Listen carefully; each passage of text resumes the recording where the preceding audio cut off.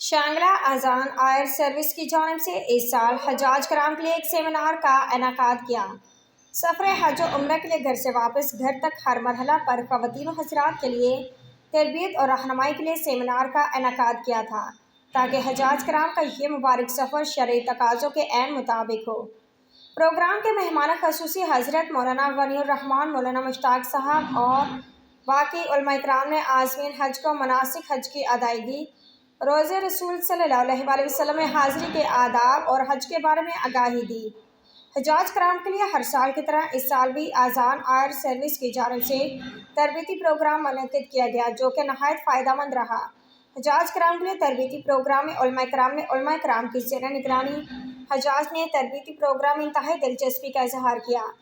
حجاج کرام نے اپنے تاثرات ریکارڈ کروائے۔ جامعہ عائشہ صدیقہ میں حج تربیتی پروگرامز میں عازمین حج کی دلچسپی بڑھانے کے لیے تربیتی پروگرام کے اختتام پر عازمین حج نے تربیت سے متعلق سوالات کا سیشن رہا۔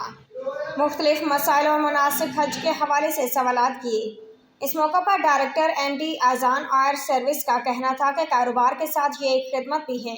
ہماری کوشش ہر سال اپنے حجاج کرام کے ساتھ علماء کی نگرانی میں خود گروپ کے ساتھ خود سفر کرتا ہوں تاکہ حجاج کرام کو مکہ المکرمہ اور مدینہ منورہ میں اچھی سروس مہیا کروں تاکہ ان کو سفر آسان ہو، کوئی دشواری کا سامنا نہ کرنا پڑے۔ اللہ کریم تمام حجاج کے سفر کو عافیت کے ساتھ پایہ تکمیل تک پہنچائے اور حجاج کی خدمت کرنے والوں کو اجر عظیم عطا فرمائے۔ رپورٹ محمد زادہ، نمائندہ شانگلہ۔